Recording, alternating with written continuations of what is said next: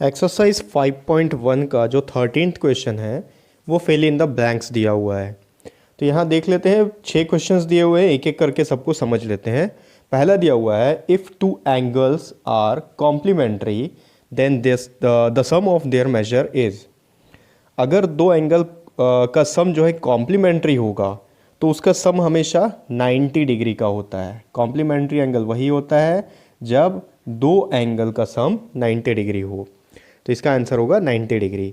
दूसरा दिया हुआ है, if two angles are supplementary then the sum of their measures are. तो सप्लीमेंट्री एंगल के लिए दोनों एंगल का सम 180 डिग्री होना चाहिए। तो यहाँ पर आएगा 180 डिग्री, क्योंकि यही पूछ रहा है कि अगर दो एंगल सप्लीमेंट्री हैं तो उनके एंगल्स, उनका जो सम है, एंगल का जो सम है वो कितना डिग्री का होगा। थर्ड पूछ रहा है, if two angle forms a linear pair, two angle forms a linear pair are.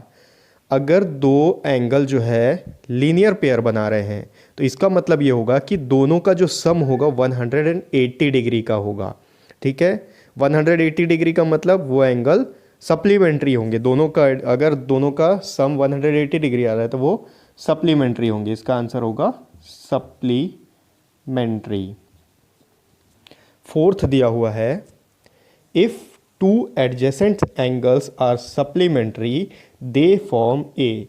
यहाँ पर थर्ड क्वेश्चन को ही रिपीट किया है। देखो यहाँ पूछ रहा था अगर दो एंगल लीनियर पेयर होंगे तो वो सप्लीमेंट्री हो जाएंगे, और यहाँ पर बोल रहा है अगर दो एडजेसेंट एंगल सप्लीमेंट्री है तो क्या होगा। आप सोच लो, इमेजिन करो, दो एंगल अगर एडजेसेंट एंगल, ठीक है, अगर सप्लीमेंट्री है, सप्लीमेंट्री का मतलब क्या हो गया, उनका जो नॉन कॉमन लाइंस है वो 180 डिग्री का बन रहा है।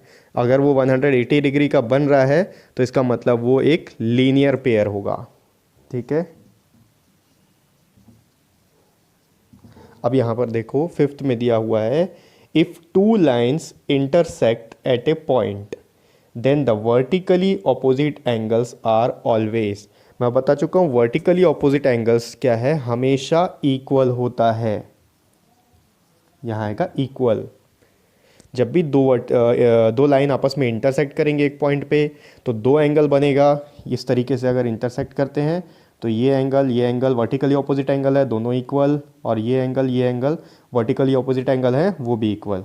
ठीक है, अब लास्ट इसका देखते हैं, सिक्स्थ क्वेश्चन में दिया हुआ है, if two lines intersect at a point then if two lines intersect at a point and if one pair of vertically opposite angles are acute angle then the other pair of vertically opposite angles are।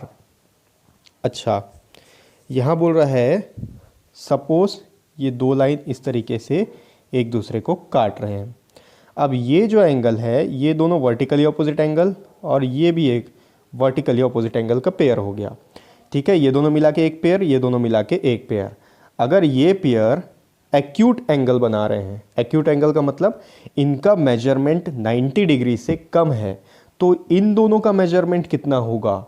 इनका measurement अगर 90 degree से कम है तो इसका measurement obviously 90 degree से ज़्यादा होगा, और जो एंगल का मेजरमेंट 90 डिग्री से ज़्यादा हो उसको ऑब्ट्यूस एंगल कहा जाता है। यहाँ पर ऑब्ट्यूस एंगल लिखेंगे, मोर देन 90 डिग्री इसलिए नहीं लिखेंगे क्योंकि यहाँ पूछा है कि अगर वर्टिकली ऑपोजिट एंगल का एक पेयर एक्यूट एंगल है तो दूसरा पेयर ऑब्ट्यूस एंगल होगा। ठीक है, ऑब्ट्यूस एंगल कैसे होगा बता चुका हूँ, जिसका मेजरमेंट 90 डिग्री से ज़्यादा हो वो ऑब्ट्यूस एंगल होता है। ठीक है, तो ये हो गया एक्सरसाइज 5.1 का 13th क्वेश्चन।